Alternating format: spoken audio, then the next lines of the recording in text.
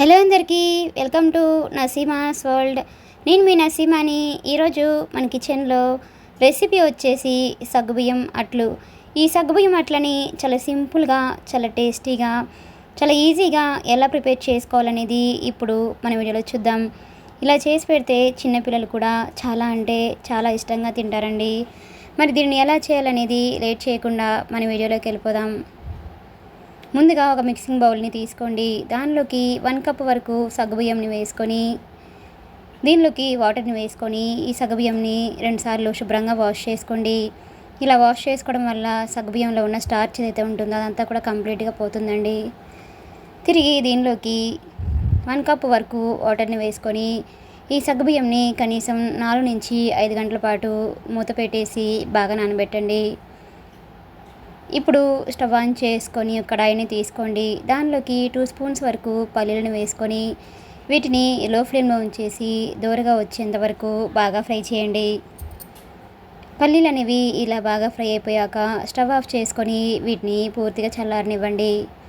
ఇలా చల్లారిన తర్వాత వీటిని చిన్న మిక్సీ జార్లో వేసుకోండి. అలాగే 3 పచ్చిమిర్చిని కూడా వేసుకోండి.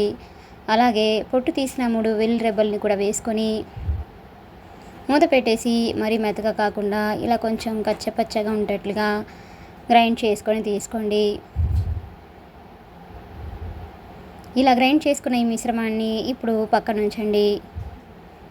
ఇప్పుడు ఒక 3 చిన్న సైజులో ఉన్న బంగాళదుంపల్ని తీసుకొని వీటిని కుక్కర్లో వేసేసుకొని ఇలా మెత్తగా ఉడికించేసుకొని తీసుకోండి.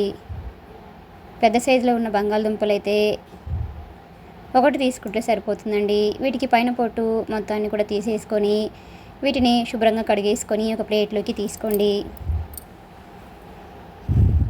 చూడండి, 4 నుంచి 5 గంటల తర్వాత మనకి సగ్గుబియ్యం అనేవి ఇలా చక్కగా నానిపోయి ఉంటాయండి. ఒక సగ్గుబియ్యంని పట్టుకొని చూస్తే ఇలా సాఫ్ట్గా అయిపోయినప్పుడు మనకి ఈ సగ్గుబియ్యం అనేవి కరెక్ట్గా నానినట్టు తెలుస్తుందండి. ఇప్పుడు దీనిలోకి మనం ముందుగా గ్రైండ్ చేసి ఉంచుకున్న పల్లి మిశ్రమం ఏదైతే ఉంటుందో దాన్ని దీనిలోకి వేసుకోండి. ఇప్పుడు దీనిలోకి బంగాళదుంపల్ని ఇలా తీసేసుకొని గ్రేట్ చేసుకొని వేసుకోండి. ఇలా గ్రేట్ చేసుకొని వేసుకోవడం వల్ల ఈ సగ్గుబియ్యం అట్లకి ఈ బంగాళదుంపలు అనేవి బైండింగ్ లాగా చాలా బాగా యూజ్ అవుతుందండి. ఈ విధంగా అన్ని బంగాళదుంపల్ని కూడా ఈ విధంగా గ్రేట్ చేసుకొని తీసుకోండి.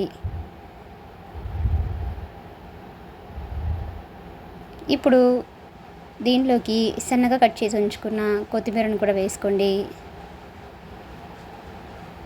అలాగే దీనిలోకి మీ టేస్ట్ తగ్గట్టుగా సాల్ట్ని కూడా యాడ్ చేసుకోండి. అలాగే 1/2 టీ స్పూన్ వరకు కారంని కూడా వేసుకోండి. ఆల్రెడీ పచ్చిమిర్చి వేసాం కాబట్టి కారం అనేది కొంచెం వేసుకుంటే సరిపోతుందండి. ఇప్పుడు ఇవన్నీ కూడా కలిసేటట్లుగా ఇలా ఒకసారి బాగా కలిపేసుకొని దీనిని ఒక పిండి ముద్దలాగా బాగా కలపండి.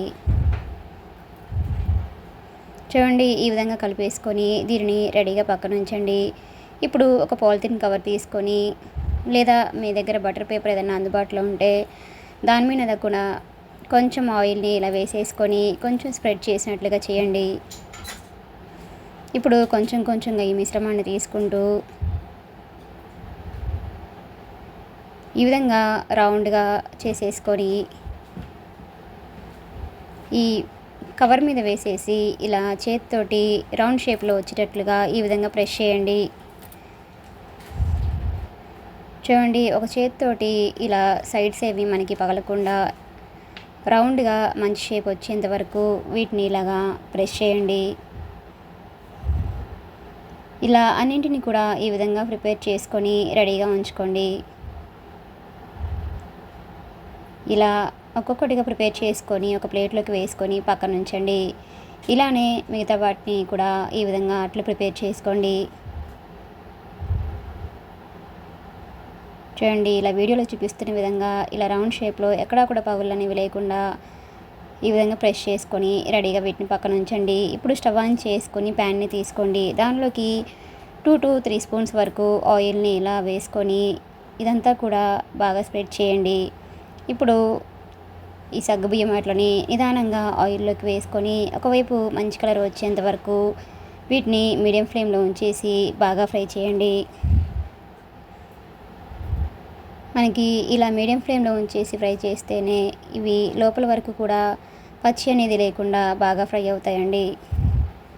ఇలా ఒకవైపు కంప్లీట్గా ఫ్రై అయిపోయిన తర్వాత వీటిని ఇలా రెండో వైపుకి టర్న్ చేసుకొని రెండో వైపు కూడా బాగా ఫ్రై చేయండి. చూడండి, మనకి రెండో వైపు కూడా ఇలా కంప్లీట్గా ఫ్రై అయిపోయిన తర్వాత వీటిని తీసేసుకొని ఒక ప్లేట్లోకి వేసుకోండి. ఇలానే మిగతా అట్లను కూడా ఈ విధంగా ఒక్కొక్కటిగా వేసుకుంటూ అన్ని అట్లను కూడా ఈ విధంగా ప్రిపేర్ చేసుకోండి. ఈ సగ్గుబియ్యం అట్లని ఇలా చేసి పెడితే చిన్నపిల్లలు కూడా చాలా అంటే చాలా ఇష్టంగా తింటారండి. ఈవినింగ్ స్నాక్ టైంలో ఇలా చిన్నపిల్లలకి చేసిస్తే చాలా ఈజీగా కూడా ప్రిపేర్ చేసుకోవచ్చండి.